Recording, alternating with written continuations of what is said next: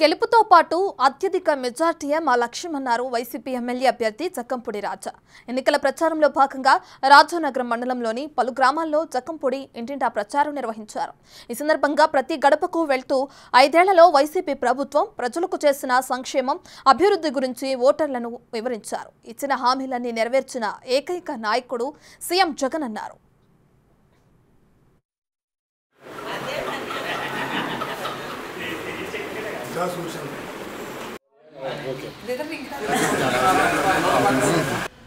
గతంలో ఎప్పుడు లేని విధంగా రాజానగరం నియోజకవర్గ చరిత్రలో మొట్టమొదటిసారి ఒక అధికార పార్టీకి సంబంధించినటువంటి శాసనసభ్యుడిగా ప్రతి గడపకి వెళ్ళాం.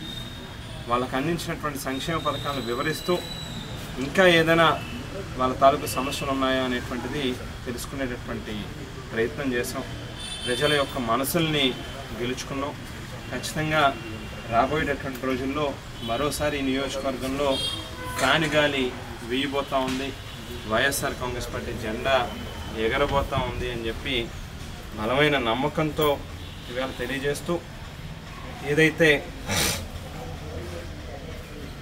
పవన్ కళ్యాణ్ గారు ఒక సిద్ధాంతాలతో ఒక పద్ధతితో పార్టీని నడపడానికి ముందుకు వచ్చాను, రాజకీయాలు చేయడానికి ముందుకు వచ్చానని చెప్పారు. ఇవాళ పవన్ కళ్యాణ్ గారు ఖచ్చితంగా ఆలోచన చేయాల్సినటువంటి అవసరం.